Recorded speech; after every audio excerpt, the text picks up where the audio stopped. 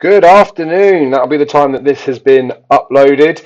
Um, Basically, the Dublin Racing Festival, big 2 day meeting now, geared towards the Cheltenham Festival, shows us the best of the Irish. The entries for the Grade 1s are out now, so there's 8 of those, 2 on the Saturday, 2 on the Sunday.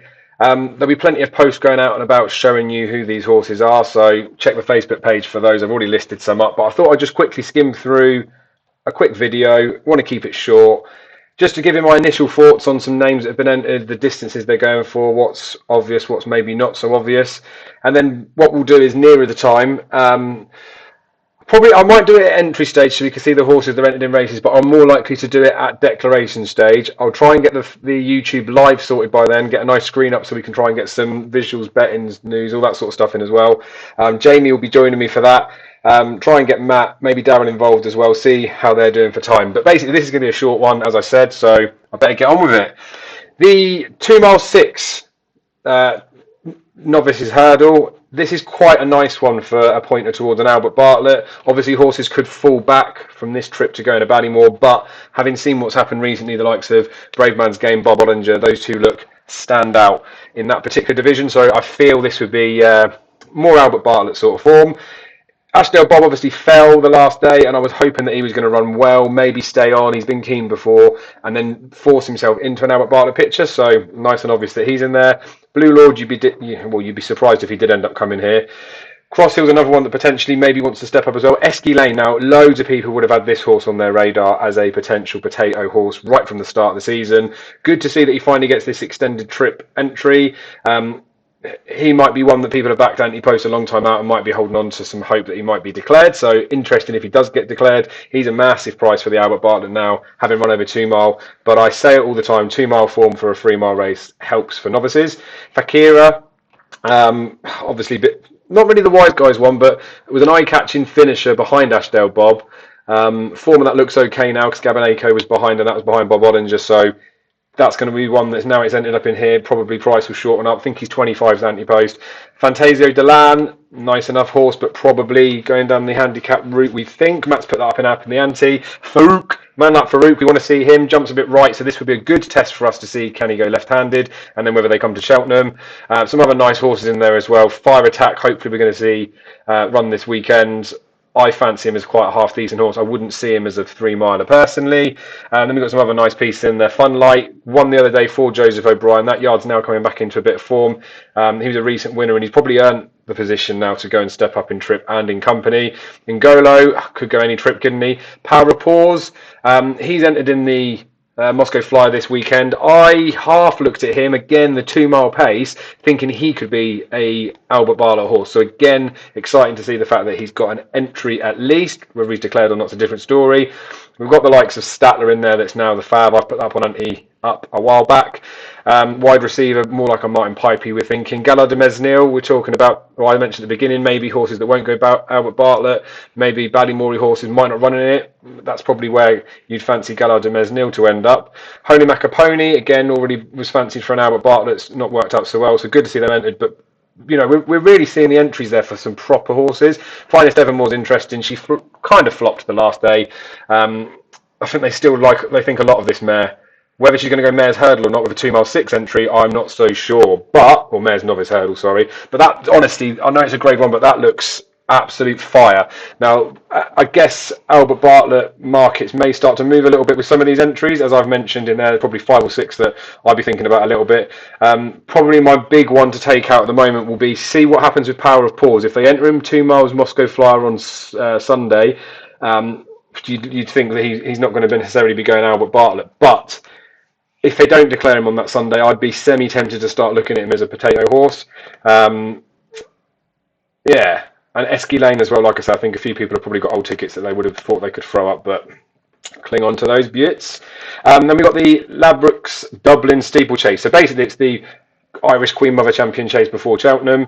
Few names in here that we'll recognise for lots of stuff. Battle over Doyen, he's just missing out on grade 1 company, isn't he? But obviously the big one is Chacon Poursoir. Fakir's got an entry here and in the Irish Gold Cup, so whether they're going to go up or down in trip, I don't definitely know. Min will be in here as well. Notebook will reoppose. Tornado Flyer, Willie Mullins is still adamant this horse is real good. So where he goes at Cheltenham, I'm not sure. There are obviously other options for people to for these horses to run in before, but these are the grade ones, the big ones before Cheltenham. Looks a decent race. You'd expect Chacon Poussoir to be stamping his authority there. The Arkle, Irish Arkle, Andy Dufresne, again, that's got an entry up against Envoy over the weekend. I would have seen this horse as more of a stayer than a 2-miler, but hey-ho.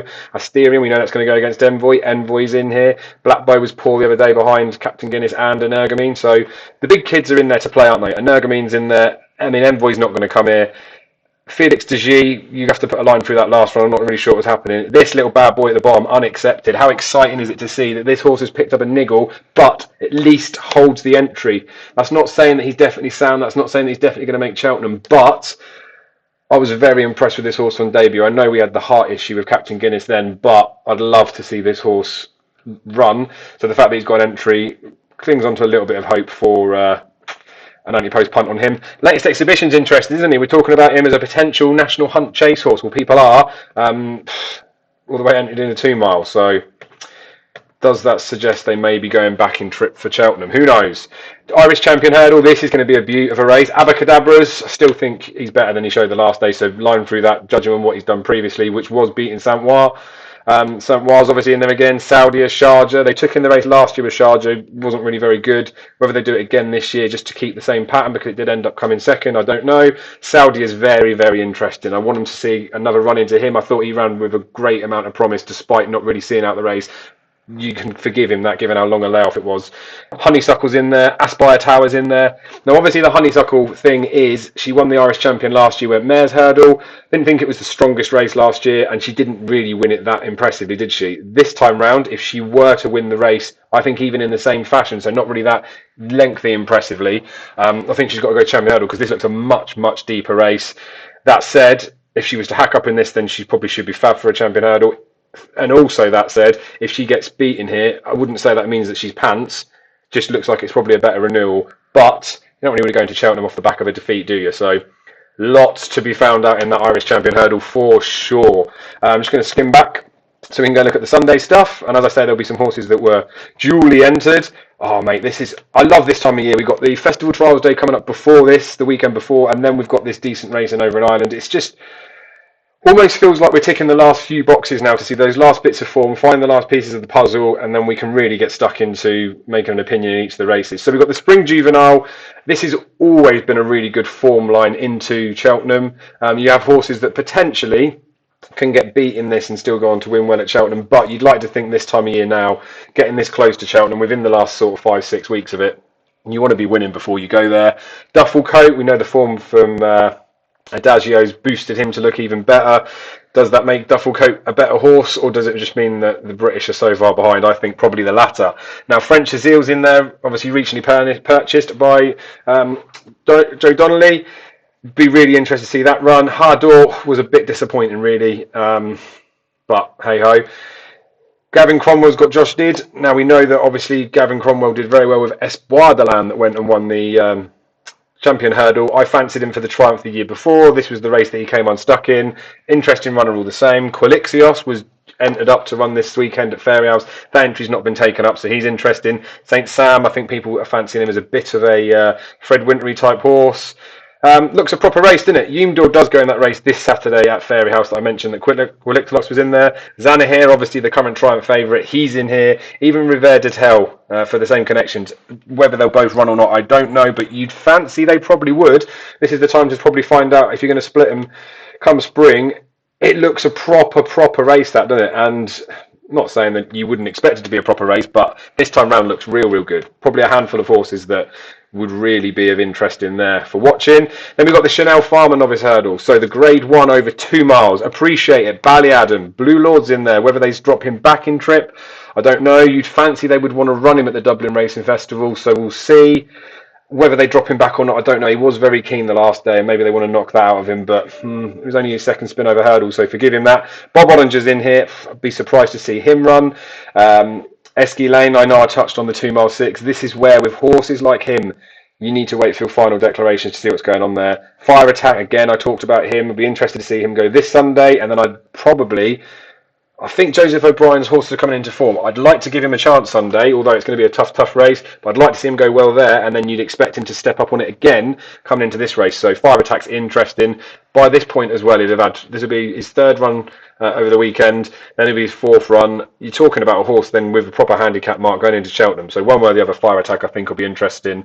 And Golo again in there. Power of Pause. I said that old potato racy stuff. We're going to need to wait for final declarations on these, aren't we? But there's lots of interesting thoughts to where horses might be going come Cheltenham. Gallard de Mesnil's in there again. And touching on him just once more, talked about Appreciate It. Lots of people thought he was a bit more of a stayer, so a Ballymore or an Albert Bartlett type. He could get turned over in here in game and sort of plans change. Gallard de Mesnil, they've got Blue Lord that I've again mentioned. He potentially could be a Ballymore-ish type. I think that run the other day behind Bob Ollinger, you wouldn't write him off a Ballymore type. Does this mean that Gallard de Mesnim, although he's been campaigned at 2.5, drops back to 2 mile for the Supreme? They've got Ganapathy in there, he'll be running in the Moscow Flyer. Magic Tricks entered in here, running the Moscow Flyer. The big ones here for note for name is obviously Galoise. She's favourite for the Mares Novice Hurdle. Willie Mullins doesn't just give these Mares Grade 1 entries for the sake of it. Hookup's in there as well. But Hookup was beat the last day, and she's a second season novice, so she was entitled to be forward when she won before. So yeah, looks a proper race. At this point, these are the sort of questions I feel like I'm raising that you should be thinking about as well. Where horses might be going. It doesn't really cement much for too many of them, especially for the novices, but it's just nice to have these question marks raised, and then we've got a few weeks now until the weekend comes up. We've got a bit of time before final declarations to sort of take stock, calm down, and have a look at things again. So there's Andy Dufresne in the Flowgas, the 2 mile 5. I touched on the fact that he's potentially entered this weekend up against Envoy. Assembles in there, Asterion Forlonge, Cocoa Beach. I know a lot of people are looking at him as a handicappy horse. Likewise with Conflated. And Ergomine's in there, not going to be coming here. Envoy, I doubt it. Phil Dudery, interesting one. That's got entries as well coming up currently, so that's good. Franco Deport's in their latest exhibition, so I touched on the 2 mile. They've entered him up here. Why not hold an entry for the pair? Why not? Monkfish is in there. Pencil for the Lead. Cool Evie. You don't need me to be reading out these names and tell you this is absolutely stonking entries, as you would expect when you've got 4 grade 1s on one day, 4 grade 1s the next day, 8 in these. It's just proper racing. And remember, this is exclusively Irish horses that are running. It doesn't mean that the British, technically at the moment, COVID rules and all that, can't go over there. We've had Labago War go over there before. This is stonking racing, and you think this is just half of the fields that will be coming towards Cheltenham, although the Irish have got it by the nuts at the moment, haven't they? So the Paddy Power Irish Gold Cup, Plutide will be looking to really sort of frank that form. Any second now. Hasn't been anywhere near anything for a while. Don't know what they're going to be thinking of him, but he's another one that you'd think, although he hasn't shown a lot for a while, get his mark down by running in better company. Delta Works in there, Fakir Dudery I touched on before, Kenboy, Melon, Milena Indo presenting Percy, Sam Crow the Storyteller. They're all massive names, aren't they? These will be pointers as well now towards the Ryanair for us. That picture will get a little bit clearer. Got some real big racing coming up, haven't we? As I say, the trials day. We've got Clarence House coming up soon. Just proper racing, and I just thought I'd quickly skim through these Dublin Racing Festival entries, quick skim through the names. My initial thoughts, these entries have only come out not so long ago, maybe within the last half an hour. So getting this video up as early as I can, give you guys my initial thoughts. Drop some stuff in the comments as well about anything that I've said you disagree with or anything that you're lined in for. And then, as I say, I will be doing a proper preview. We'll do it at final declaration, so I'll be cutting it a little bit fine, but I don't want to keep speculating about what could happen, what couldn't happen, like I'm doing here. We've done that now. It's time to think in between. And then when it comes to final declarations, we'll be going through what we think is going to happen in each of these Grade 1 races, and then what I think that means for Cheltenham as well, because I know everyone says it's not all about Cheltenham, and it isn't, because these Grade 1s are fantastic in their own right, but we want to stay a step ahead. We've been putting the graft in since the summer towards the Cheltenham Festival. We're not about to take our foot off the pedal now, especially as it's ramping up. So thanks again for all your support, guys, and I will speak to you again soon.